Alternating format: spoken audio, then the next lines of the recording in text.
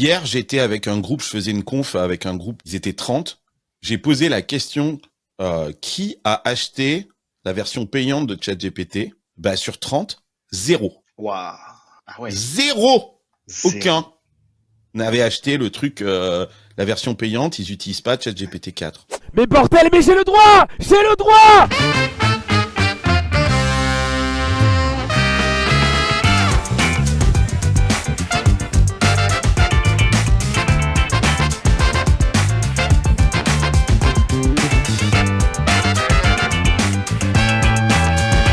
J'ai rien compris.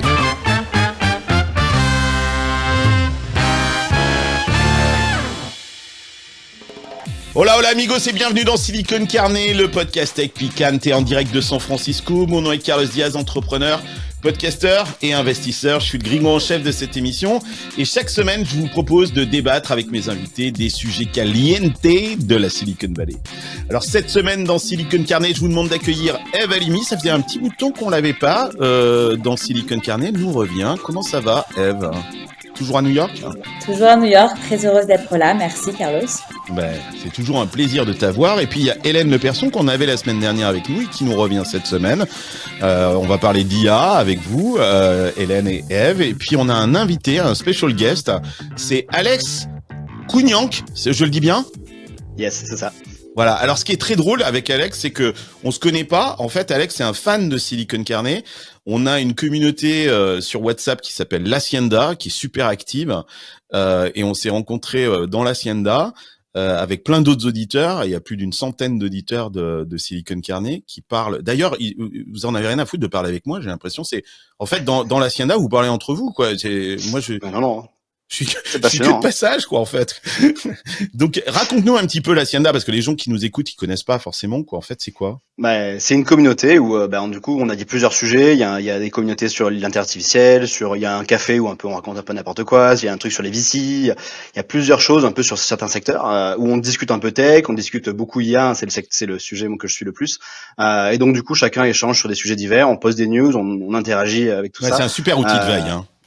C'est un super outil de veille et même tout le monde n'a pas forcément les mêmes avis, donc ça permet de confronter un peu les avis sur des news, d'avoir d'autres points de vue, d'avoir d'autres façons de voir aussi une news avec d'autres petit peu appétence ou configuration. Donc c'est assez intéressant, je trouve, de ce point de vue, passionnant. Voilà. Bon, écoutez, si vous voulez rejoindre l'Hacienda, je vais mettre le lien et vous pouvez acheter le NFT qui vous donne accès à l'Hacienda et rejoignez le groupe de l'Hacienda et ces centaines de personnes qui discutent toutes les semaines de plein de sujets super intéressants. Alex, toi, tu fais quoi dans la vie ? Écoute, moi je suis entrepreneur depuis une quinzaine d'années dans différents secteurs et aujourd'hui je gère deux boîtes. Une première, en fait, on fait du conseil depuis quelques temps sur l'intelligence artificielle et le RPA, donc l'automatisation. En fait, on aide les entreprises à gagner du temps et à automatiser leurs process un peu chronophages et à faible valeur ajoutée. Et on fait gagner environ 10% de masse salariale à nos entreprises, donc c'est quand même pas mal.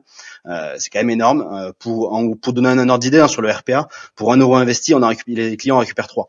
Donc ça veut dire que quand même c'est assez rentable de ce point de vue-là et c'est vrai que du coup on explose de ce point de vue-là et à côté de ça j'ai une deuxième entreprise parce qu'en fait on s'est rendu compte que l'IA c'était génial mais que les gens n'arrivaient pas à y accéder et notamment les entreprises, les salariés avaient beaucoup de réticence à toucher à l'IA, avaient beaucoup de réticence à l'utiliser, savaient pas quel outil utiliser, comment prompter, comment challenger, etc.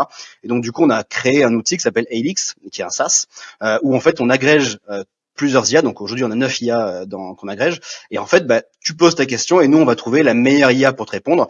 Quelquefois on va connecter 3 ou 4 IA ensemble génial. Pour t'apporter la meilleure réponse. Ouais. Typiquement tu as besoin de faire une étude sur je veux investir sur tel secteur en tant que VC, j'ai besoin de savoir un peu la tendance. Nous on va lancer 4 IA à la recherche de toutes les informations sur le net qu'on a là-dessus et on te produit une note en fait synthétique comme si tu avais un stagiaire ou un alternant qui produisait la note en l'occurrence. Donc fait de la recherche. Pas mal. Ça c'est génial pour toi Hélène ça. Super. Tu utilises ça l'IA pour ce genre d'études de marché, de trucs comme ça aujourd'hui ? Beaucoup pour faire des résumés. Ouais. Tu mets tous les decks que tu as trouvés, ça te résume très rapidement. Même pour la recherche, c'est vrai que ça peut être intéressant, complètement. Ouais, bien sûr. Ouais. Cette semaine, un épisode 100% intelligence artificielle, puisque ces derniers jours ont été riches en annonces, c'est le moins de le dire. OpenAI a dévoilé lundi son nouveau modèle ChatGPT-O, et les démos qui ont été faites sont juste impressionnantes. On va vous en montrer quelques-unes et les commenter avec mes invités. Et dès le lendemain, c'est-à-dire le mardi, on avait droit à la réponse de Google lors de sa conférence Google I.O. où ils ont annoncé d'ailleurs un nouveau modèle qu'ils appellent Gemini Nano, et ils ont fait une démo incroyable de Google Astra, un assistant personnel nouvelle génération. Bref, la semaine a été bluffante. On a vraiment l'impression d'être entré dans une nouvelle ère. Tout le monde ne parle que de ça ici dans la Silicon Valley. À tel point que j'avoue que c'est un petit peu difficile aujourd'hui de bosser à nos projets, parce qu'on se dit, quand on a vu ça, qu'on se dit mais qu'est-ce qu'on est en train de faire. Je sais pas si vous avez cet effet, mais en tout cas, mais après on se dit mais ça paraît un petit peu désuet tout ce qu'on fait au quotidien quand on voit ces démos-là. Alors, qui d'OpenAI ou de Google a remporté la bataille de l'IA cette semaine? Où est-ce qu'en est Apple? Ça, c'est une vraie question. On va en parler aussi dans Silicon Carnet, parce que Apple est très discret en ce moment, et ils vont pas pouvoir rester discrets très très longtemps. La guerre de l'IA fait rage dans la Silicon Valley. Alors accrochez-vous bien à votre siège, parce que ce qu'on va vous montrer cette semaine dans Silicon Carnet va vous faire tomber de votre chaise, quoi. Alors accrochez-vous. You are the fire. Go yourself.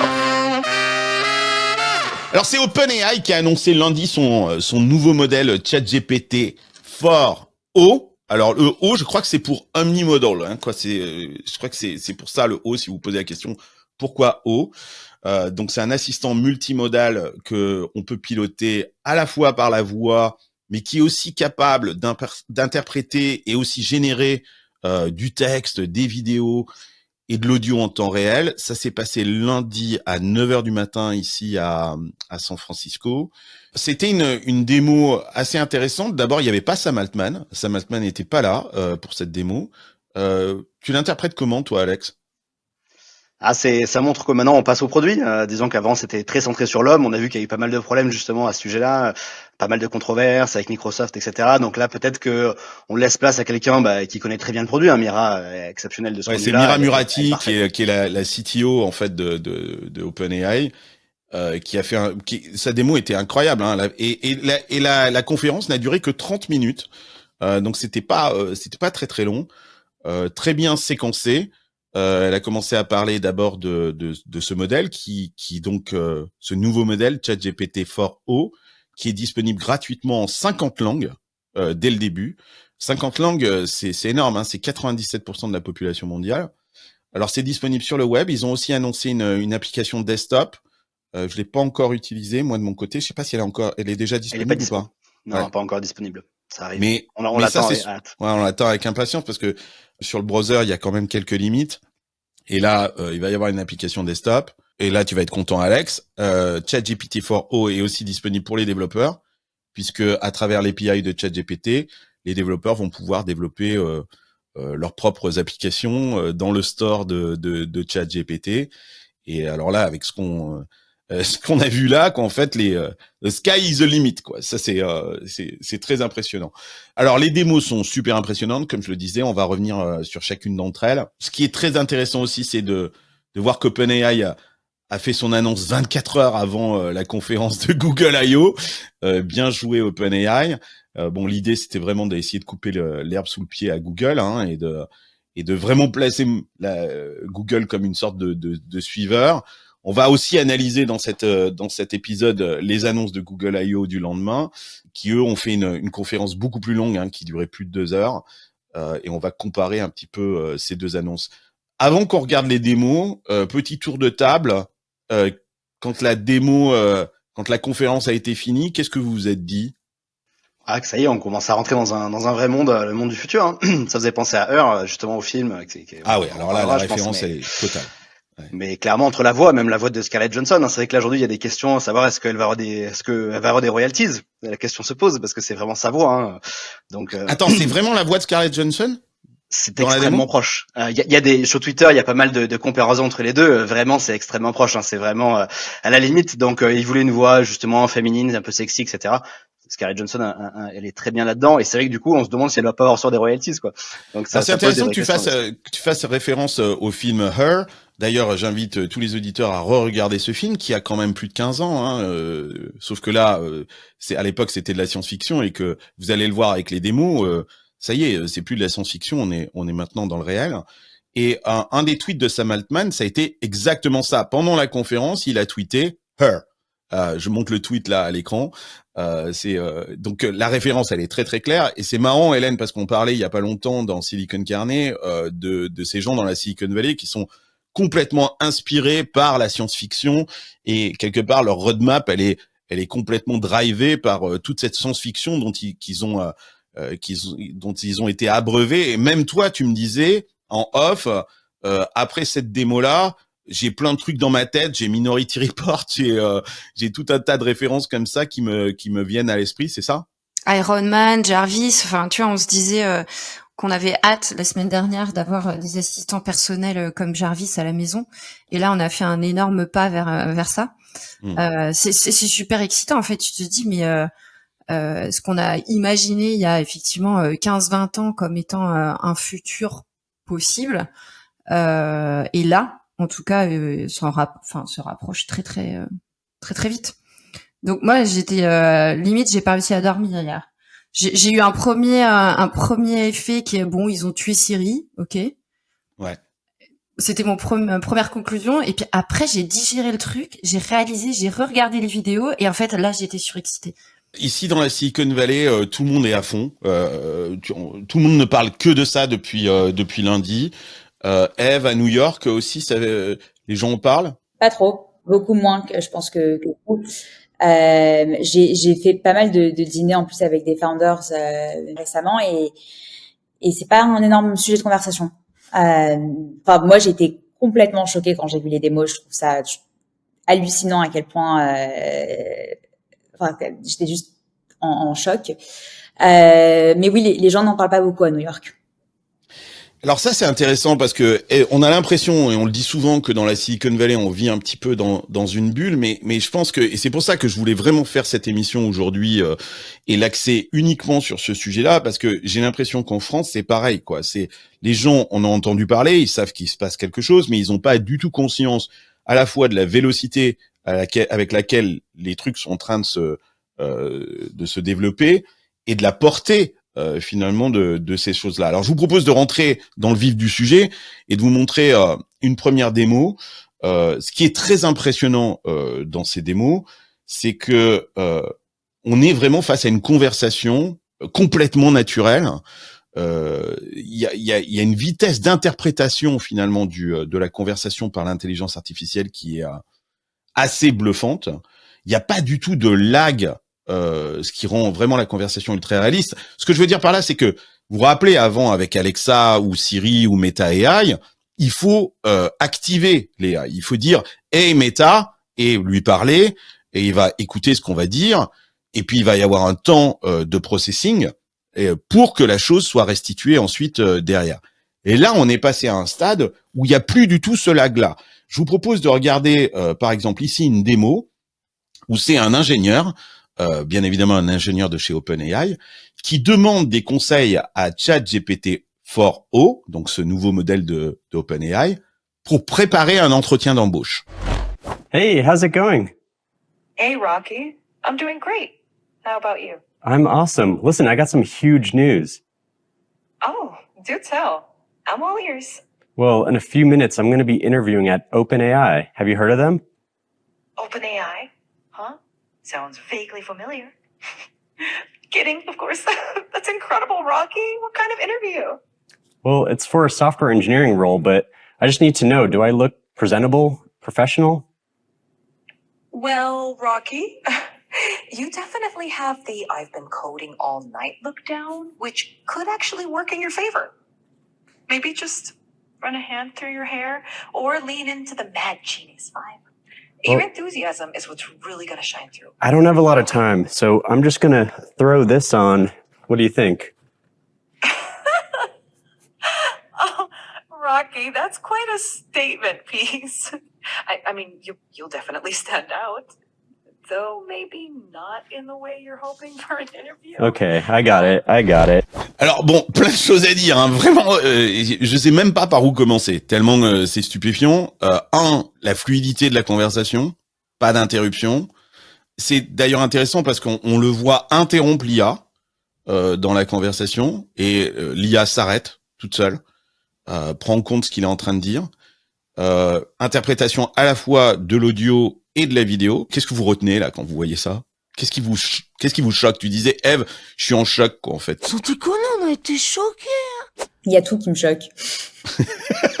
Il y a tout. C'est juste, tu regardes cette démo et tu te dis, mais comment c'est possible? Il y a un wow effect de malade. Moi, ce qui me choque, c'est, elle fait des blagues, quoi. C'est-à-dire que il y a vraiment, elle rit, il y a des émotions qui sont ultra présentes pendant la démonstration. Vu le nombre de démos qu'ils ont faites, moi au début quand j'ai vu la première, je me suis dit ok super, c'est un fake. C'est fake. Et c'est fake C'est total. ce qu'on s'est tous dit. Mais en fait, vu le pas nombre possible. de démos qu'ils ont publiées, c'est pas possible que ce soit fake. Donc Ouais. je pense que en revanche, c'est clair que ça doit pas tourner sur un téléphone. Enfin, j'en sais rien comment. Techniquement, Alex, derrière, il doit y avoir des machines derrière Nvidia de malades qui doivent tourner, qu'en fait, parce que Ils Ils l'ont ont reçu les mentionné, meilleurs, hein. ils ont reçu les meilleures cartes graphiques du monde aujourd'hui, hein. Livrés en personne d'ailleurs par le fondateur de Nvidia, hein. Donc c'est pas rien. pour faire ces démos là. Ouais. Pour avancer en fait sur leur nouveau modèle. Leur nouveau modèle n'aurait pas été possible sans les nouvelles cartes graphiques justement. Ils l'ont expliqué qu'on pouvait pas les entraîner sans les nouvelles cartes graphiques justement. Les toutes dernières, hein, c'est-à-dire que personne les a apparues hein, quasiment. Comment est-ce que l'IA, là, par exemple, arrive à comprendre qu'on est dans un contexte d'un entretien d'embauche et que de mettre un chapeau, comme le mec met un chapeau sur sa tête, parce qu'elle lui dit quand même, peut-être que tu peux remettre un peu tes cheveux correctement, et lui dit non, j'ai pas le temps, je vais foutre un chapeau sur ma tête. Et là, elle se dit non, mais dans un contexte d'entretien d'embauche, ça va pas le faire, quoi, en fait. Et elle répond avec humour, ça qui m'interpelle, c'est-à-dire qu'elle lui dit pas non, enlève ce chapeau, c'est ridicule. Elle trouve une façon de lui dire immédiatement qui est super intéressante en lui disant je pense que c'est peut-être pas le meilleur accessoire que tu devrais mettre, etc., etc. La grande claque, elle est sur l'inférence qu'on appelle, c'est-à-dire vraiment la vitesse de calcul, et c'est ça qui est incroyable. Ce qu'on avait avec Grok, je sais pas si vous l'avez déjà utilisé, hein, pas Grok celui de Musk, hein, le Grok l'autre avec un Q, et ça c'est incroyable, c'est l'inférence et la rapidité d'avoir la réponse. Et là en l'occurrence, elle est quasi immédiate. C'est ça la vraie claque en fait, réellement. Je propose de regarder justement sur cette notion d'interprétation des émotions. Il y a une autre démo qui moi m'a scotché, c'est toujours un ingénieur d'OpenAI qui va montrer à ChatGPT 4o un chien et donc on se dit qu'est-ce qui va se passer? On va mettre l'intelligence artificielle face à un animal de compagnie et regardez ce qui se passe. I want to introduce you to somebody. Well, hello there, cutie. What's your name, little fluffball? This is Bowser. Well, hello, Bowser. Aren't you just the most adorable little thing? Yeah. Look at you enjoy. This is one of his favorite things to do. Oh, well, I can see why. Look at that focus. Fetching balls is serious business for Bowser. Alors là, ce qui est très impressionnant dans cette démo-là, c'est qu'à la fois, elle découvre un chien et elle réagit immédiatement avec de l'émotion. Elle est pas en train de dire « Ah, bah c'est un chien ». Non, elle réagit avec de l'émotion immédiatement. Et il introduit aussi un objet, il introduit une balle. J'explique pour ceux qui nous écoutent en podcast. Et là aussi, elle comprend que c'est plus simplement un chien, c'est un chien plus une balle, quoi, en fait. C'est celle qui m'a le plus scotché, celle du chien, parce que elle réagit. Tu te demandes même comment on a pu entraîner des données, comment elle a pu identifier que il y avait une probabilité en voyant un chien que tu te mettes à faire des zigouillis. Ah, il est mignon. Et c'est est-ce que tu vois, est-ce qu'ils ont rentré toutes les émotions possibles et les interprétations possibles? Très probablement. Et donc me viennent en tête tous les risques pour le coup. Alors vas-y, c'est quoi par exemple les risques qui te viennent en tête? Les risques qui me viennent en tête de manipulation des émotions, notamment des personnes les plus faibles. Dans la vie aujourd'hui, il y a tellement d'arnaques où les arnaqueurs en fait jouent sur les émotions des gens en leur faisant croire que voilà ils sont aimés, qu'ils sont nécessaires pour leur estorquer de l'argent. Non mais là c'est et souvent au travers de textes. T'imagines là si tu rajoutes la voix, ces sensations là. J'aime pas ramener les sujets de safety en permanence, mais je t'avoue que quand j'ai vu celle-là, En fait, Sam Altman, il dit un truc très intéressant sur ce sujet-là. Il dit que effectivement, on lui reproche d'avoir commencé avec un modèle qui était ouvert. L'objectif, c'était vraiment d'équiper l'intégralité de l'humanité avec cette technologie. Et puis, au bout d'un moment, ils l'ont fermé. Et on y a vu un move capitaliste en se disant, en fait, ils vont essayer de faire un max de thunes par rapport à ça. Et en fait, je pense que ils ont vite découvert ce que tu es en train de dire là. C'est-à-dire, je pense que, et Sam Altman l'explique, il était dans le podcast All In Podcast, où il expliquait ça. Il a dit, quand on a compris qu'il y avait un problème de safety, on s'est dit, on peut pas le rendre open source, parce que justement, si on le rend open source, on va le mettre entre des mains de personnes mal intentionnées. On a une capacité d'usage, en fait, de cette technologie et la portée émotionnelle, cognitive, les capacités cognitives de l'intelligence artificielle peuvent être utilisées à mauvais escient, et c'est pour ça qu'on l'a refermé. Alors, est-ce que c'est réel ou pas? Est-ce que vous achetez ce truc-là? Mais quand on voit la démo, effectivement, on peut penser à ça. Alors, une autre démo que je voulais vous montrer, qui est aussi super bluffante, et on rentre dans les cas d'usage très pratico-pratiques, c'est celle de la traduction spontanée. Alors là, c'est clair, on se dit qu'on a tous besoin de ce truc-là. Je vais vous montrer une démo où, en fait, un ingénieur, il discute avec Mira Murati, qui est la CTO de OpenAI, qui est d'origine italienne. Et donc, ils vont demander à l'intelligence artificielle de traduire spontanément une conversation entre un Américain et une Italienne. Vous allez voir, c'est absolument bluffant. On regarde la démo et on en parle tout de suite après. We asked the live audience on X to submit few requests for what they would like us to try out here. So I will take a couple of prompts. Okay. Bot Gaskar wants to know if GPT-4o is capable of real-time translation. Mike, you want to try this one? Sure. Yeah, it? let's do it. All right. Yeah. I speak Italian, so we can just do English Italian. Let's try to do English Italian. Sure, let's do it. Hey, ChatGPT, how are you? I'm doing fantastic. Thanks for asking. How about you? How's your day going? I'm doing great. So I would like you to function as a translator. I have a friend here who only speaks Italian, and I only speak English. And every time you hear English, I want you to translate it to Italian. And if you hear Italian, I want you to translate it back to English. Is that good? Perfetto. Mark, io mi chiedo se le balene potessero parlare, cosa ci direbbero? Mike, she wonders if whales could talk, what would they tell us? They might ask, how do we solve linear equations? Potrebbero chiederci come risolviamo le equazioni lineari. Sicuramente sì. Certainly, yes. Great. Looks like it works. Donc là, ce qui est intéressant, moi, ce qui m'a bluffé, c'est le perfetto.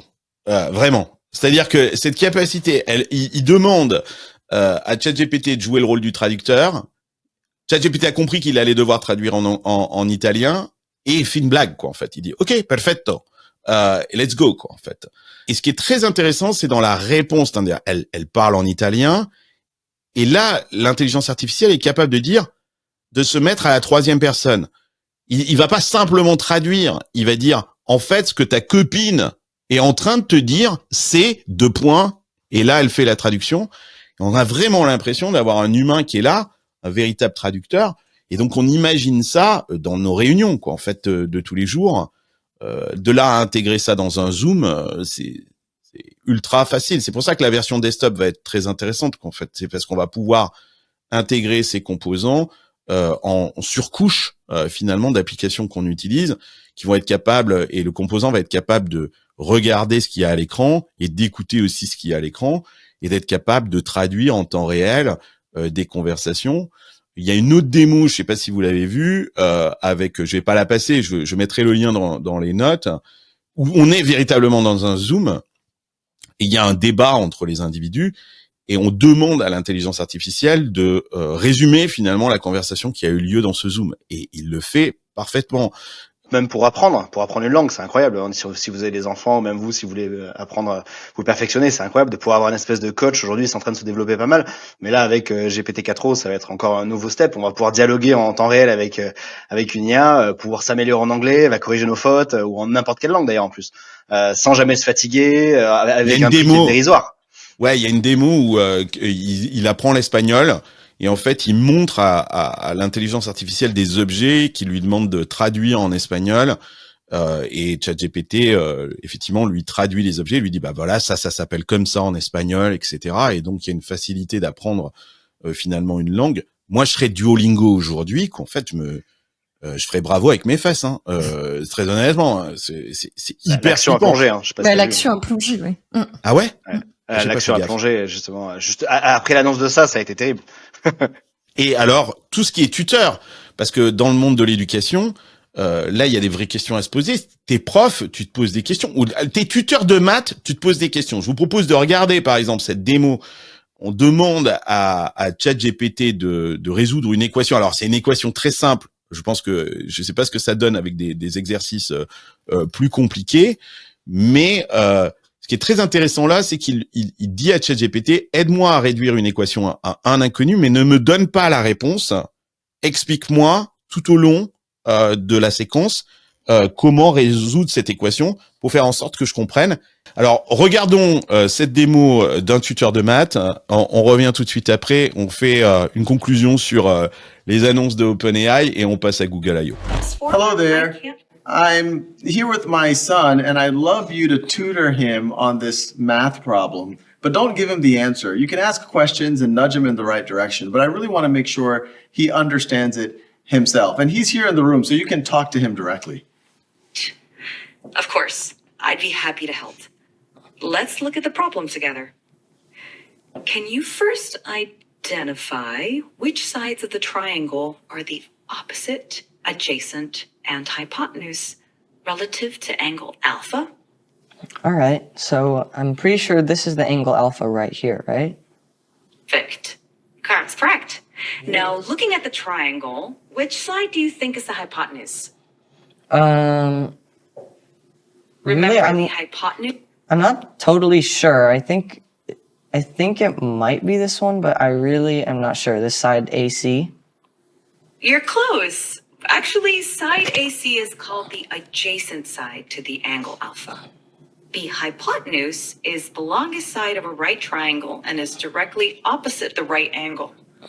Can you find which one is the hypotenuse? Oh, okay, I see. So, I think the hypotenuse is this really long side from A to B. Would that be correct? Exactly. Well done. Alex, sur la partie technique, donne-nous deux trois clés pour bien comprendre cette nouvelle technologie. Ça s'appelle GPT-4o, mais est-ce que ça repose sur GPT-4, je suppose, mais c'est des modèles qui sont plus petits ou comment ça se passe? Comment ça peut fonctionner d'ailleurs sur un téléphone? C'est toujours par le cloud, hein. C'est toujours par une connexion Internet. Si tu coupes Internet, t'as plus accès. Comment après ça fonctionne? C'est eux avec leur serveur et notamment la carte graphique. D'où la grosse puissance de calcul qu'il faut. On se pose aussi la question, s'ils sortent GPT-4o, où est le GPT-5 qu'on attendait? Est-ce que ça veut dire que c'est pas possible? Est-ce que ça veut dire que c'est trop cher? Est-ce que ça veut dire que c'est encore trop coûteux aujourd'hui pour faire de l'inférence là-dessus? Est-ce qu'il y a des problèmes d'entraînement? Bon, ça pose des questions sur GPT-5. Si on reste sur GPT-4o, globalement, nous on a commencé à faire des tests là depuis hier avec nos développeurs. On se rend compte qu'il est beaucoup plus rapide que GPT, le turbo qu'on avait avant, qui était avant appelé turbo. Il est plus turbo, il est beaucoup plus lent. Il est diesel, quoi. Le turbo est devenu diesel et c'est GPT-4o qui est devenu turbo, quoi. C'est ça. C'est clair. Du coup, il a plus d'intérêt. GPT-4 turbo n'a plus aucun intérêt, puisqu'il était déjà moins bon que GPT-4, mais c'était la version light. Là, on a une version light de GPT-4 qui va plus vite, qui est toujours un peu moins précise. Nous, sur nos tests, on est quand même à 10% à peu près en dessous en niveau qualitatif. Donc, quand ils disent qu'il est très bon, il est bon, mais il est quand même un peu moins bon que GPT-4. Quand même, il faut se le dire. Ah, ok. Ouais, en tout cas, sur nos tests à nous, aujourd'hui, eux le vendent comme meilleur. Nous, sur les tests qu'on a fait, en code, il est moins bon. En task complexe, il est moins bon aussi. Peut-être qu'il y a des endroits où il est meilleur, mais en tout cas, sur nous, là où on l'a testé, en tout cas de notre côté, c'était un peu moins bon. 10%, 10%, c'est pas énorme. Mais quand même, ça fait une petite différence sur le nombre de tâches qu'on a fait. On se rend compte qu'il va plus vite. Et t'as pas eu de mal avec l'infrastructure? Moi, j'ai fait plein de tests depuis lundi. Ils sont submergés, là. Moi, j'ai l'impression que ça marche pas, quoi. et ça me dit régulièrement que les serveurs sont too busy et que grosso modo que je revienne plus tard, quoi. En fait, on sent si que tu passes par le chat GPT normal, le chat, c'est vrai qu'ils sont emmerdés. Après, nous, on passe par l'API, donc on a un peu moins ce problème. Mais nous, l'API est down un jour sur deux. Donc, il faut quand même le savoir. C'est pour ça que nous, on a beaucoup arrêté de travailler avec OpenAI, parce qu'en fait, l'API est down un jour sur deux. J'exagère, un jour sur trois. Mais c'est vraiment insupportable pour travailler au niveau business. Donc, du coup, on travaille beaucoup avec Claude, nous, aujourd'hui, qui est très bon et qui juste tombe jamais, donc c'est pratique. Alors que OpenAI, c'est vrai que tu le remarques, hein, c'est infernal. Surtout que là, tout le monde a essayé, c'est-à-dire que le monde entier a quand même essayé en même temps, donc c'est quand même compliqué. Il est moins cher, beaucoup moins cher, c'est-à-dire qu'il est 5 fois moins cher que GPT-4, donc quand même c'est intéressant. Comment ça, il est moins cher? C'est-à-dire qu'en termes d'utilisation de tokens, il utilise beaucoup moins de tokens? En termes d'API pour les développeurs, pour ceux qui vont créer des applications, tu sais, au-dessus des GPT, justement, on a besoin des tokens et on passe par l'API et l'API est très chère, celle de GPT-4. Et là, en l'occurrence, on est 5 fois moins cher que GPT-4 et on est 2 fois moins cher que GPT Turbo. Donc, c'est quand même intéressant, même s'il est moins puissant que GPT-4 et plus rapide, ce qui est très intéressant, il est quand même beaucoup moins cher. Donc finalement, c'est quand même intéressant. En tout cas, on sent que OpenAI a clairement maintenant une base d'utilisateurs. Hein, c'est assez impressionnant. OpenAI fait 2 milliards de revenus par an. Il y a des gens qui payent $20 par mois pour avoir accès à GPT-4. Hein. Et on sent que cette annonce, ils ont véritablement voulu faire un wow effect sur leur base, hein, parce que ça faisait longtemps en fait qu'il s'était pas passé quelque chose. Tout le monde, comme tu le dis, attend GPT-5 et visiblement c'est pas pour tout de suite. D'ailleurs, on l'attend peut-être pour cet été, au plus tard fin d'année. En tout cas, c'est pas pour maintenant.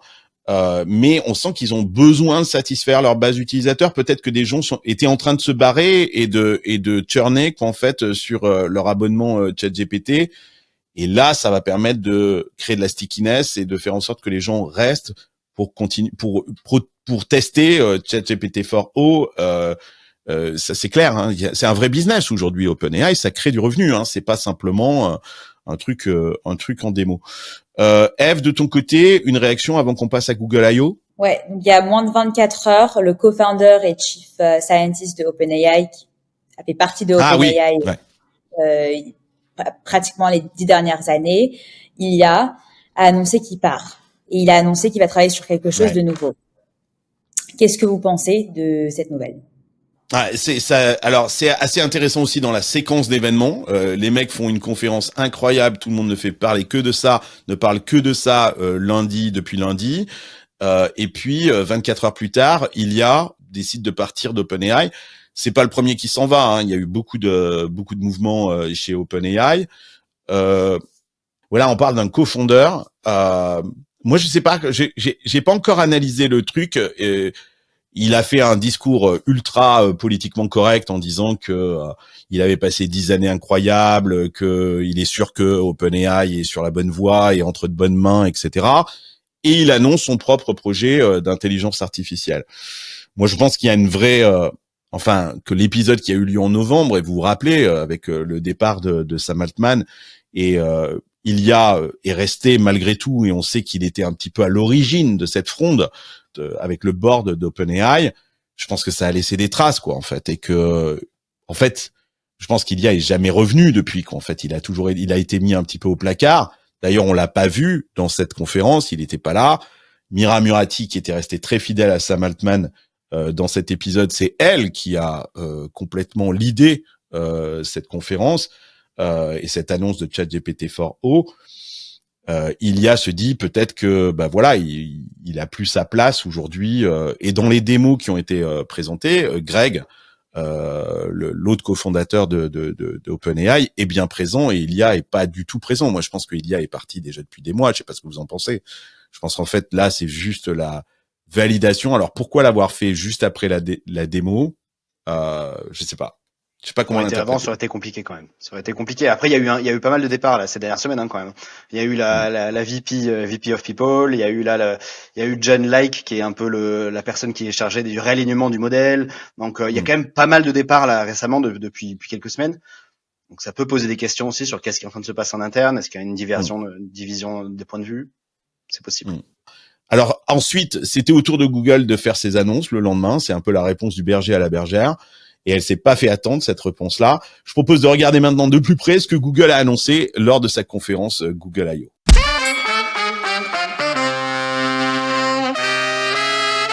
Alors la keynote Google I/O, c'est généralement l'occasion pour Google d'annoncer toutes ces nouveautés, software ou hardware. Je crois pas qu'il y avait de hardware dans cette annonce, Alex, parce qu'ils avaient déjà annoncé leur téléphone. Il y avait quelque chose. Alors, il y a le TPU, là, justement, ils ont sorti un nouveau processeur, un petit peu pour améliorer les calculs, notamment l'inférence, et que ça coûte un peu moins cher au niveau énergétique. Donc là, ils ont quand même quelque chose d'assez puissant. Ils l'ont appelé, pas Titanium, mais je sais plus exactement. Trillium. Ils l'ont donné. Trillium, voilà, c'est ça. Exactement. Donc là, on est quand même sur la 6e génération, et qu'ils appellent les TPU. Donc là, on est quand même sur quelque chose d'intéressant. Bon, très, très tech, et on est vraiment sur de hardware, donc vraiment, ça passionne pas les foules, mais bon, pour les techs, c'est intéressant. Bon. Ok, donc les techs, vous voilà rassurés, vous avez du Trillium, mais pour les lambda comme nous, on s'en fout un petit peu. Mais en tout cas, il y a eu un déluge d'annonces IA, hein, vraiment, c'était le mot-clé, à tel point, je vous invite à regarder un résumé que TechCrunch a fait de la conférence, qui est très très drôle. AI, AI, AI, AI, AI, AI, AI, AI, AI, AI, AI. I found the AI really useful. AI.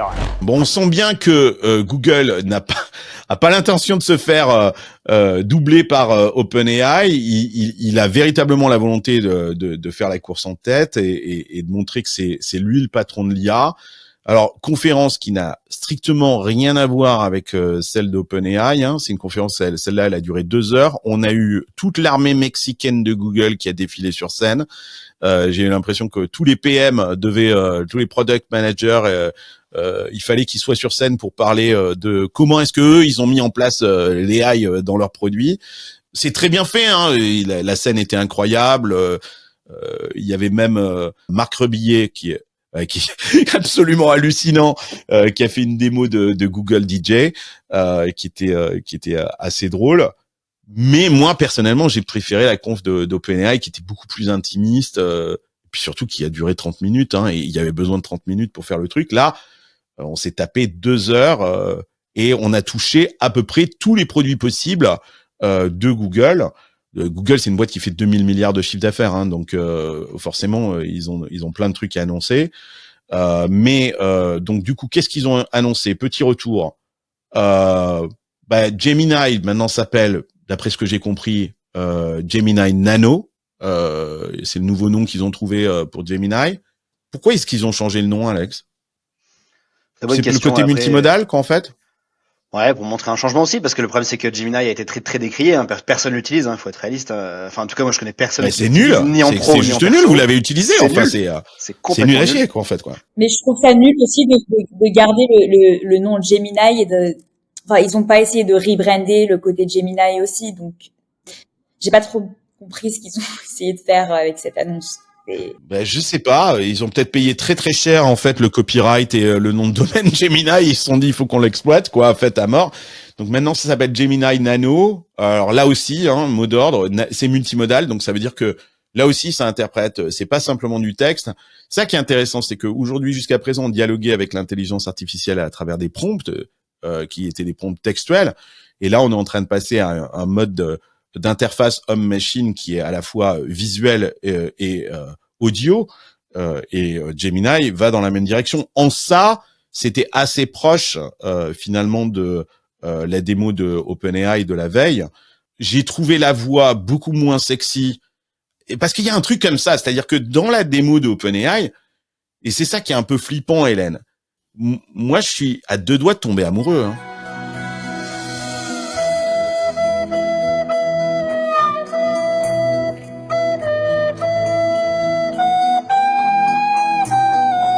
Non mais clairement, hein. Mais c'est un peu l'impression que j'ai, c'est que Google, il s'adresse au business, au search, aux ads, etc. Alors qu'OpenAI, t'as vraiment l'impression que là, ils se sont adressés à toi et moi, à monsieur et madame tout le monde, aux consommateurs. Donc c'est pas du tout les mêmes stratégies entre guillemets d'adoption. En tout cas, c'est l'impression que ça donne. Je pense que Google potentiellement est pas remis en cause, mais son business model va devoir évoluer. Quand OpenAI est en train de construire quelque chose from scratch, et ils ont besoin, comme tu disais Alex, qu'il y ait un maximum d'adoption. Donc j'ai quand même l'impression qu'ils ont pris des stratégies assez différentes. En fait, moi, je pense que Google n'est pas en train de concurrencer OpenAI. Moi, je pense que ce que Google essaye, c'est effectivement par son positionnement business, c'est d'être devant Microsoft. La vraie target, en fait, de Google, c'est Microsoft. Microsoft qui a accès à toutes les technologies d'OpenAI par son deal avec OpenAI. La vraie target d'OpenAI, c'est Apple. Et je pense que Apple est beaucoup plus consumer. Et d'ailleurs, toutes les démos d'OpenAI étaient sur des produits Apple. C'est pas un hasard, hein. C'est-à-dire que c'était un iPhone dans les mains, un iPad, un MacBook, et les usages étaient des usages qu'on aurait pu considérer des usages à la Apple, quoi, en fait. Donc, je trouve que même si ces deux annonces, d'OpenAI est tellement, ça te fait tellement penser à Apple dans tout ce qu'ils font, dans toutes leurs démos, complètement.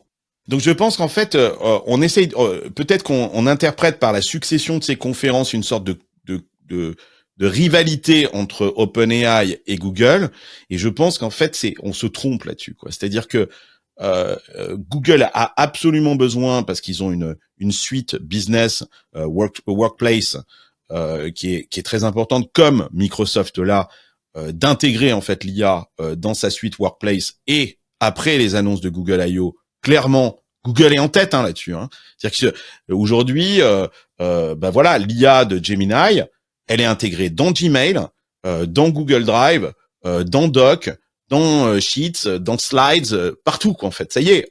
Et donc, je sais pas si vous avez déjà essayé depuis hier, mais ça y est, on peut poser des questions, on peut utiliser l'AI pour rédiger des mails, pour revoir des documents, faire des synthèses de documents.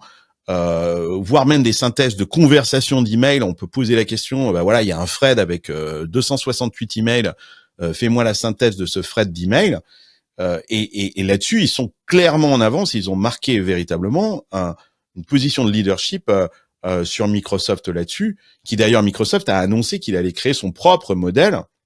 On en a parlé la semaine dernière, MAI, quoi, en fait, parce que je pense que ce que leur fournit aujourd'hui OpenAI n'est pas satisfaisant sur un plan business, parce que OpenAI suit une autre voie qui est effectivement une voie beaucoup plus frontale avec Apple, consumer, comme tu dis, Eve, où on a l'impression que eux, ce qu'ils veulent, c'est cibler l'humanité, c'est pas la workforce, hein, quoi. Et là, Google I.O., on sent qu'ils veulent véritablement équiper la workforce.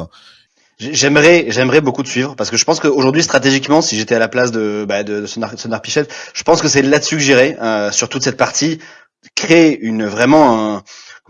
des applications, remplacer en fait aujourd'hui Copilot et toute la suite Office. Mais aujourd'hui, moi, le retour que j'en ai, c'est que j'ai très peu d'entreprises qui utilisent la suite Google pour des problèmes de privacy, pour des problèmes d'utilisation, pour des problèmes de compatibilité. Enfin, en fait, j'ai l'impression qu'il y a une tonne de problèmes. Il y a peu de gens autour de moi qui utilisent vraiment la suite Google pour plein de raisons. Et vraiment, je trouve que ce sera un game changer aujourd'hui pour une entreprise comme Google d'aller là-dessus, parce qu'il y a un vrai truc à jouer. Aujourd'hui, moi, j'ai beaucoup d'entreprises qui en ont marre de Microsoft, qui ont envie de changer, qui ont envie vraiment de quitter Microsoft, et ils ne peuvent pas parce qu'il n'y a pas de concurrent en face. Et en plus, Microsoft vient d'annoncer en France un partenariat avec la France de plus de 15 milliards. Enfin, je sais plus quel est le montant, qui est absolument énorme. C'est peut-être pas 15 milliards, mais c'est plusieurs milliards. Qui va pas aider en fait là-dessus, en tout cas sur le marché européen. Non, ce que je trouve intéressant comme remarque, c'est de se dire, est-ce que c'est peut-être le fait que la boîte soit pas dirigée par son fondateur, et est-ce que c'est pas la vraie différence entre une boîte qui est dirigée par son fondateur et celle qui l'y est pas?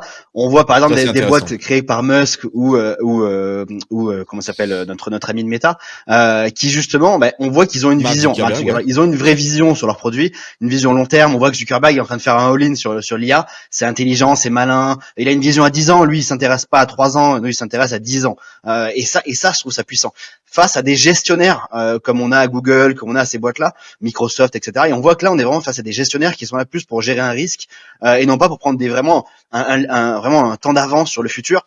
Et c'est là où peut-être qu'on voit une vraie différence. Je sais pas ce que t'en penses d'ailleurs. Ça a donné quoi, Eve, le cours de bourse de Google après ces annonces-là? Est-ce qu'ils sont en hausse? C'est assez intéressant parce que tu as Google les derniers 5 jours qui est à peu près à plus 1%, je pense la dernière fois que j'avais checké, et Apple est à plus 4%. Plus 4,3% dans les derniers 5 jours. Donc, tu as quand même Apple qui a pris beaucoup plus dans le stock price ces dernières semaines, même dans les dernières 24 heures comparé à Google. Alors que Apple, Ok. Donc ça c'est intéressant. Donc ça a pas eu d'incidence énorme en fait sur le cours de bourse, en tout cas pas pour l'instant. Ces stratégies business, moi je pense que c'est la meilleure stratégie pour Google, en tout cas pour un Sundar Pichai, ça c'est évident parce que lui il est complètement axé sur son cours de bourse et sur le revenu quoi en fait et de Alphabet.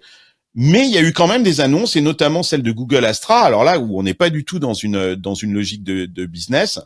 Alors ça ressemble beaucoup à ChatGPT 4o. Mais en fait, je me demande si c'est même pas encore plus impressionnant. Alors, il y a des trucs que j'aime moins, qu'en fait, mais j'avais envie de vous montrer cette démo qui a été faite lors de Google I.O., où en fait, on voit ce modèle qui s'appelle Astra, qui vit complètement dans l'environnement physique et qui est capable de donner un sens aux objets eux-mêmes, qu'il voit grâce notamment à la caméra du téléphone. Et on est capable de converser avec lui dans cet environnement. Et vous allez voir, la personne va filmer son bureau. Il va lui demander d'identifier un appareil qui fait du son. Et tout de suite, vous allez voir que l'intelligence artificielle est capable de dire attention, là il y a un haut-parleur. Il est même capable de reconnaître les composants de ce haut-parleur. Il regarde par la fenêtre, il est capable de, ça je le fais avec mes Meta AI Glasses, de savoir où est-ce que tu es. Il reconnaît qu'on est à Londres simplement par une image à travers la fenêtre, et il reconnaît même le quartier de Londres.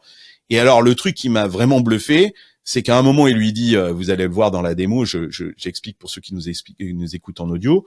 D'ailleurs dans cette vidéo là, t'as pas vu mes lunettes? Et l'IA est capable de reconnaître, de revenir en arrière. Et donc, ça veut dire qu'il y a une mémoire et de dire à l'interlocuteur, si, elles sont à côté de tel objet qu'en fait, va les chercher. Regardez la vidéo et on en parle tout de suite après. Tell me when you see something that makes sound. I see a speaker, which makes sound. What is that part of the speaker called? That is the tweeter. It produces high-frequency sounds. Give me a creative alliteration about these. Creative crayons color cheerfully. They certainly craft colorful creations.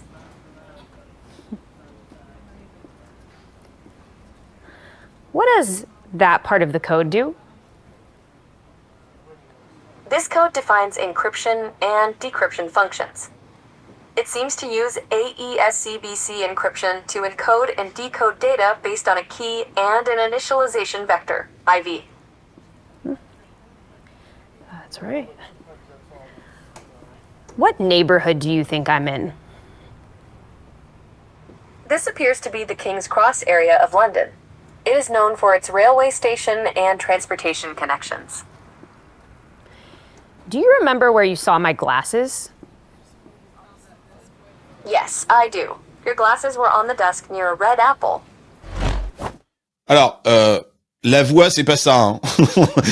Quand on compare la voix là de Astra avec celle d'OpenAI, moi perso, j'accroche plus avec la voix de OpenAI, même si toi tu me disais, Hélène, là. J'aimais pas trop le côté la blonde qui rigole à toutes les blagues un peu bêtement que tu voyais d'ici un peu gigoter comme ça.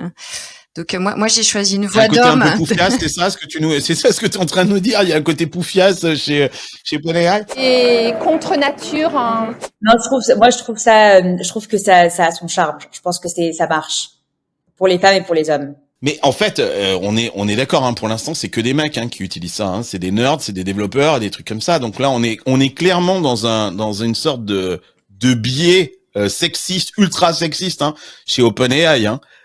Je le vois bien. Tu peux choisir. Moi, j'ai choisi une voix d'homme. Et est-ce qu'il rigole comme ça? Est-ce qu'il est aussi Bah, en tout cas, moi, dans ce que j'ai essayé, il rigole pas bêtement à mes blagues, non. Donc ça veut dire quand même que le truc, quand tu lui demandes une voix de femme, on a droit à une fille qui rigole un petit peu bêtement, et quand c'est une voix de mec, c'est pas le cas. Ouais, faudrait bien vérifier, mais c'est l'impression que j'ai. Et si c'est le cas, c'est naze. C'est Ouais. quand même très naze, quoi, en fait, ce truc-là. Et là, chez Google I.O., on a une voix un peu plus synthétique, presque robotique. Ouais.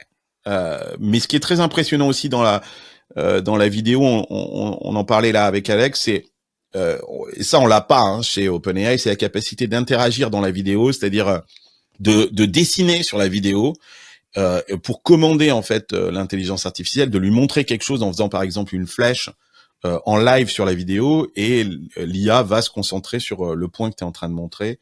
Ça c'est assez impressionnant. Astra, c'est pas dispo, hein. Non, exactement. C'est pas dispo et c'est tout le problème, en fait. C'est tout Ouais. le problème de Google. Moi, j'en peux plus de Google parce qu'ils font des effets d'annonce, ils font des fake it. Et en fait, quand ils make it, c'est nul.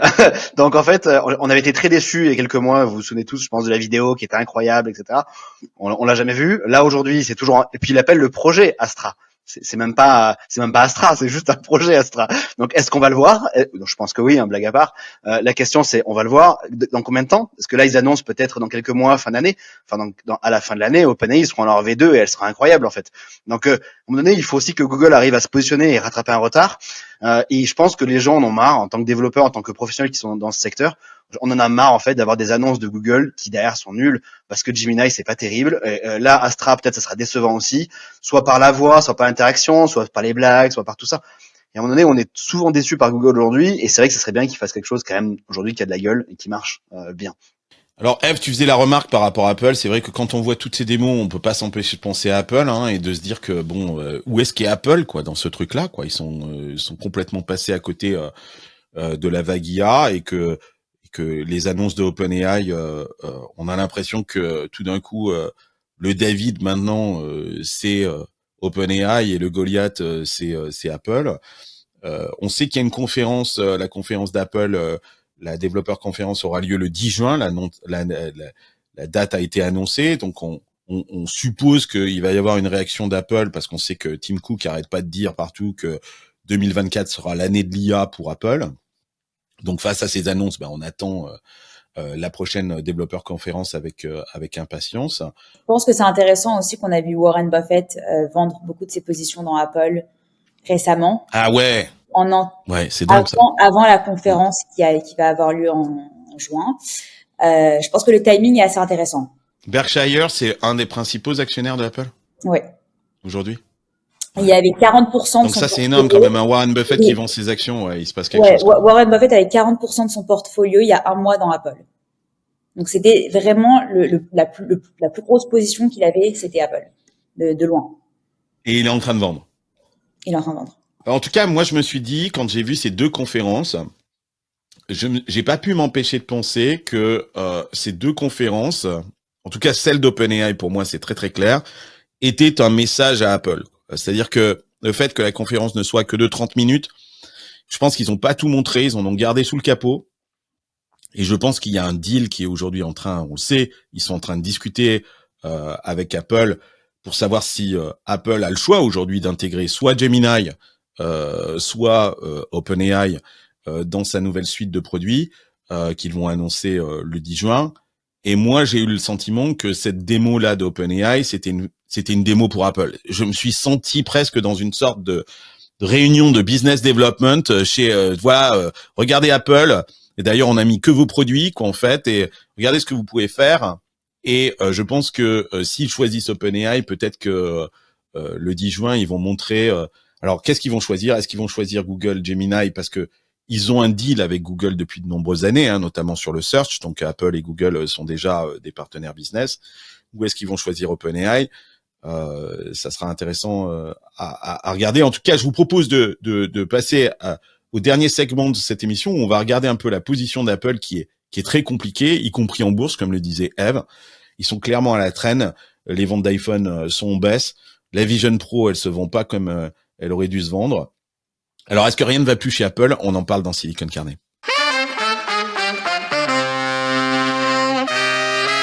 Alors, est-ce que vous avez vu, d'ailleurs, en parlant d'Apple, la nouvelle pub d'Apple pour le nouvel iPad Pro? C'est une sorte d'énorme presse hydraulique qui écrase tout un tas d'objets créatifs, comme des instruments de musique, des livres, des pots de peinture et tout ça, et qui, à la fin, va révéler le nouvel iPad Pro. Alors moi, je sais pas, moi, quand je l'ai vu, cette pub, moi, je l'ai trouvé génial. Je l'ai trouvé super. Je me suis dit, je trouve ça vraiment génial. Mais en fait, apparemment, je suis un peu le seul. Je sais pas, quelle a été votre réaction, vous, quand vous avez vu la pub? Moi, j'ai trouvé ça cool. Moi, j'étais en mode Apple est en train de se se rebrander pour les Gen Z. Je trouve ça assez fun, différent. Bon, c'est très différent de ce que Apple fait normalement en termes de pub, mais je trouvais ça assez cool.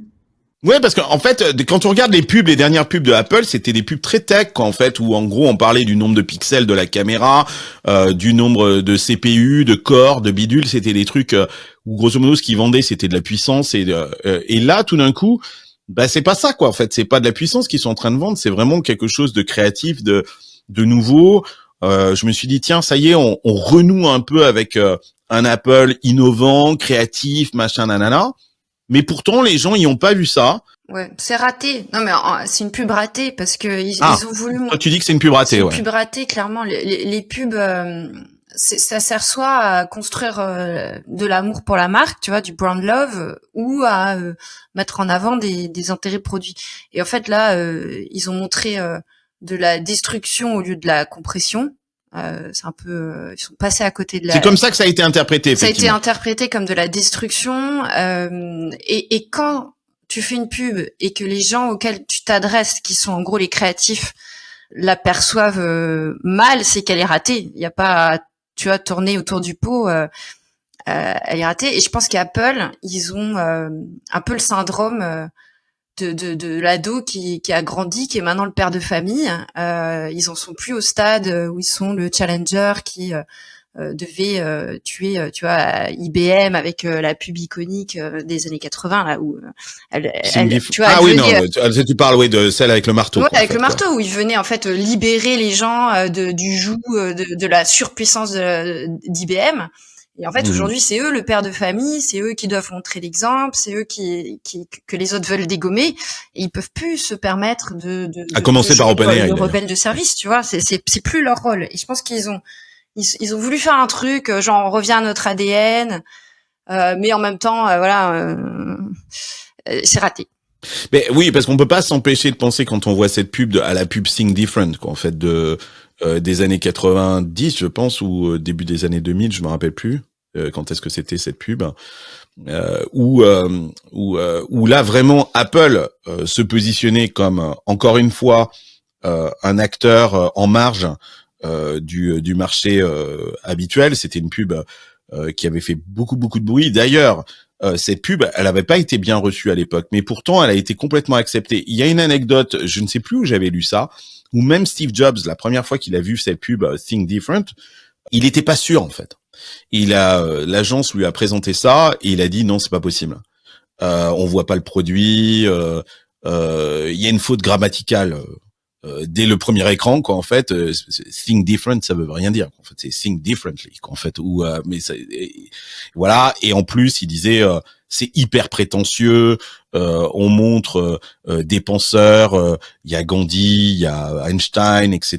Nanana. Donc même lui était pas sûr en fait de ça. Et puis finalement, il s'est dit ouais, j'y vais quand même.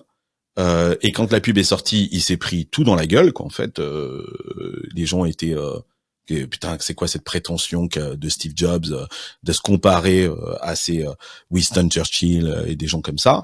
Mais en fait, il avait des produits dans la manche, quoi. En fait, c'est-à-dire que la suite de produits qui sortaient avec cette pub-là, et c'est peut-être ça ce qu'on peut reprocher à Apple, c'est-à-dire que ils font une pub qui effectivement est un peu disruptive. Mais il présente un iPad plus petit, quoi, donc un peu plus fin, quoi. En fait, il y a un vrai problème d'innovation chez Apple, quoi. C'est-à-dire que ça fait longtemps qu'on n'a plus rien qui sort. En fait, on a l'impression que le citron est sec, quoi. En fait, quoi, il sort plus rien, quoi. En fait, donc ils sont dans cette position effectivement où ils sont devenus les Goliaths, quoi. Ça c'est clair. Ouais, je comprends que effectivement la pub fonctionne pas, quoi, mais moi, je suis assez étonné de la réponse de Apple, c'est-à-dire que de retirer la pub juste 48 heures après, quoi, et sans discuter ou sans insister, ça montre quand même, et de s'excuser, effectivement, comme tu dis, ils s'excusent publiquement, ça montre en fait qu'ils sont quand même pas super à l'aise, hein, les cocos, quoi. C'est un énorme signe de weakness. Mais les ventes sont en train de s'effondrer, quoi. En fait, c'est le cours de bourse, il a commencé à chuter quand on a compris que les ventes de l'iPhone en Chine était en train de s'effondrer. On a une baisse de moins 13% des ventes de l'iPhone au dernier trimestre. Comme tu le disais, Warren Buffett, et même lui en train de vendre ses parts, c'est quand même assez hallucinant. Alors qu'il doit avoir des infos quand même, hein. Alors qu'il doit avoir bien sûr des infos en direct. Donc ça veut dire que si même lui, avec les infos qu'il doit avoir, vend, ça pose des questions quand même. Bon bref, l'Apple, la prochaine conférence développeurs du 10 juin, elle va être décisive. Bon, on sait ce qu'ils vont sortir. Alex, iOS 18 a priori est dans le cas. C'est ce que tout le monde attend, la nouvelle version d'iOS. Peut-être un nouvel iPhone aussi, quoi. En fait, ça sera le 16e. C'est marrant parce que Sam Altman, il dit ça s'appellera peut-être pas ChatGPT 5, on n'est pas des iPhones. Là aussi, tu vois encore référence à Apple, qu'en fait, on dit on va pas faire comme Apple, on va pas faire un ChatGPT 27, quoi, tu vois. Et alors que iPhone risque de sortir l'iPhone 16. Mais on attend surtout de voir comment est-ce que Apple va intégrer l'IA dans son téléphone. Alors pronostic là, on va faire un petit tour de table. À votre avis, quel est votre pronostic? Est-ce qu'ils intègrent du Gemini ou est-ce qu'ils intègrent de l'OpenAI ou est-ce que vous avez une autre idée? Écoute, moi je vais parier sur Gemini Nano ou un autre pour l'instant, parce que t'as vu, dès qu'ils essaient de prendre un peu des risques, ils se font taper sur les doigts par tout le monde. Donc je pense qu'ils vont jouer la sécurité. Ok, d'accord. Gemini Nano pour Hélène. Toi, Eve? Je pense qu'ils vont sortir quelque chose de nouveau. De sortir leur propre truc? Pas leur propre truc, mais ça va pas être Gemini ou ça va pas être Apple. Pardon, OpenAI. Ça sera un truc à eux, quoi, en fait, quoi. Ou alors ils vont laisser couler la vague. Norman. Non, mais c'est pas con, hein. Ça fait longtemps qu'ils rachètent plein de boîtes d'AI qui sont très undercover. Ouais, absolument. Donc je pense qu'ils vont peut-être annoncer. Moi, enfin, j'espère. Ça serait cool de les voir essayer d'innover là-dedans, mais je pense que ça va peut-être être quelque chose qu'on n'attend pas. C'est pas idiot ce que tu dis parce que quand on regarde effectivement, ils sont très discrets et depuis là quelques années, ils ont acheté plein de boîtes de AI. T'as raison de le dire. Darwin AI était la dernière et ils en ont acheté. Je regardais, ils en ont acheté 17 en tout des boîtes de AI. Donc ils ont récupéré les people et ils ont été capables aussi de débaucher beaucoup de monde de chez Google et notamment des chercheurs qui travaillent chez Google, qui continuent de publier des papiers. Et même étant chez Apple, ce qui est quand même assez hallucinant parce que quand on connaît le culte du secret de chez Apple, ben les chercheurs de Google qui ont été débauchés par Apple continuent de publier et guess what, ils publient des trucs sur les AI, en fait, ils publient des modèles. Donc ouais, c'est pas con ce que tu dis, Eve. Hein. Ça se trouve, ils nous la font à l'envers. Ils font croire qu'ils sont à la rue. Ils font croire à OpenAI et à Google que potentiellement ils peuvent faire un partenariat. Et en fait, le 10 juin, ils nous sortent un truc du chapeau. Ouais, j'ai un peu de mal à j'aimerais croire ça, hein. J'aime beaucoup Apple, j'aimerais que qu'ils puissent revenir dans la guerre, mais malheureusement, c'est vrai que pourquoi le cours baisse, selon moi, c'est qu'on va de déception en déception. Chaque année, on croit que ça va être incroyable et chaque année, c'est une déception. Les nouveaux iPhones, ils sont pas beaucoup plus révolutionnaires à chaque fois. Et le problème, c'est que de déception en déception, on arrive aujourd'hui à la crise qu'ils ont actuellement. Si demain, ils sortent un modèle et qu'ils n'arrivent pas à faire quelque chose d'incroyable, et qu'il soit moins bon que OpenAI ou que le standard actuel, quoi.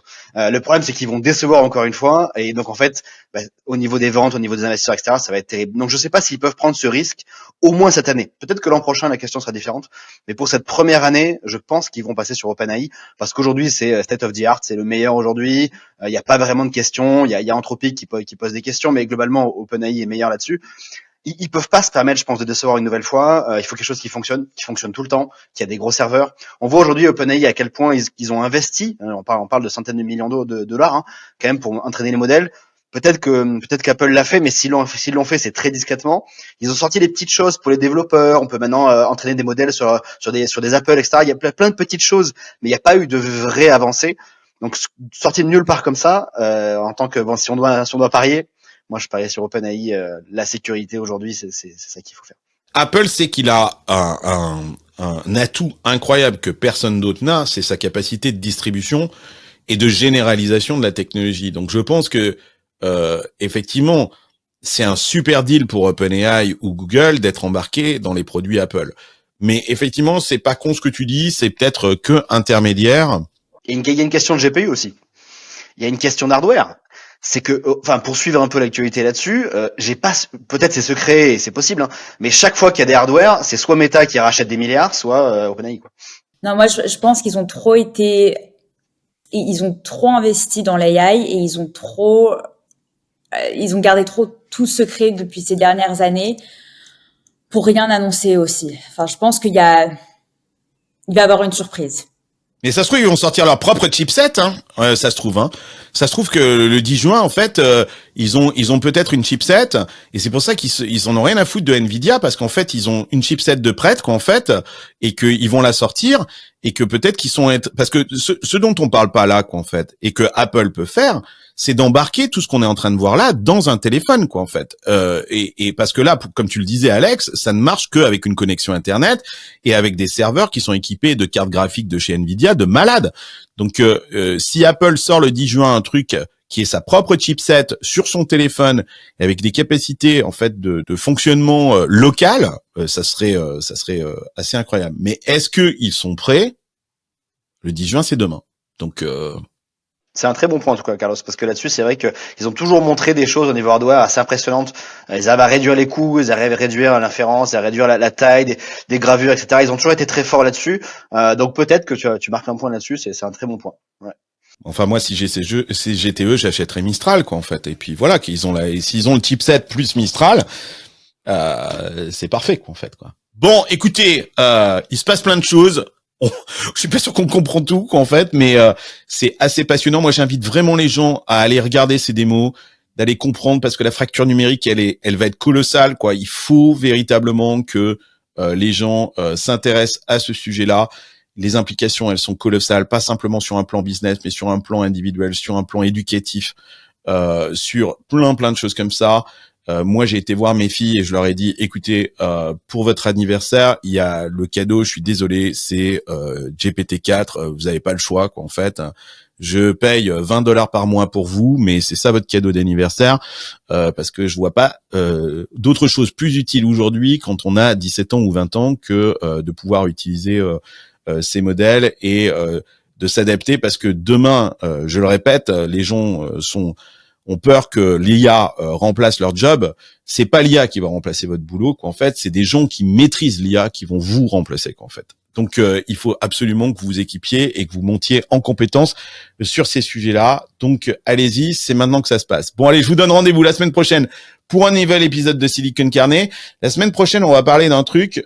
Justement, on va peut-être parler de la fin du salariat. Donc avec un invité très polémique, donc je pense que ça va vous intéresser aussi. On parlera pas d'intelligence artificielle, que si, on parlera certainement d'intelligence artificielle aussi, mais on va parler beaucoup plus de management et du modèle du salariat qui est en train peut-être de mourir. Voilà, rendez-vous la semaine prochaine. Hasta luego amigos, bye bye. Salut.